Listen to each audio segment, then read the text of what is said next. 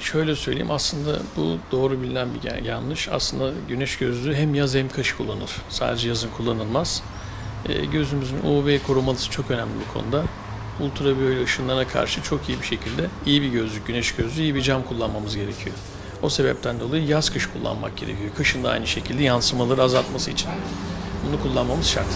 En önemli seçenek birincisi şu UV korumalı olmalı. İkincisi güneş gözlüğünün camları çok kaliteli olmalı. Üçüncüsü merdiven altı işletmelerden alışveriş yapılmamalı. Korneaya kadar sıkıntı yaratır, gözlerinizi bozar. Hiç güzel bir şekilde görüş sağlayamazsınız. Cildinize de zarar verir. Asla kullanmayın. Dışarıdan ürün almayın. Optikçilerden alın. Çocukların da güneş gözlüğü kullanması gerekiyor.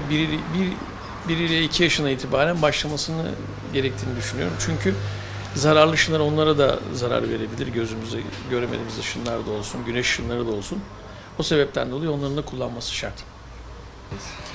Gözümüzün sağlığını ne önerebilirim? 1, güneş gözlüğü takacağız. 2, her sene bir kontrol yapacağız. Numaralı gözlüklerimiz varsa onların içinde hep yılda bir kere olsa doktora gideceğiz. Gözlük camlarımızı çok iyi seçeceğiz. Hep kaliteli olacak. Çünkü bizim bir gözümüz var. Başka gözümüz yok yani. O yüzden gözlüklerin camlarının çok kaliteli olmasını gerekiyor. Ben öyle düşünüyorum.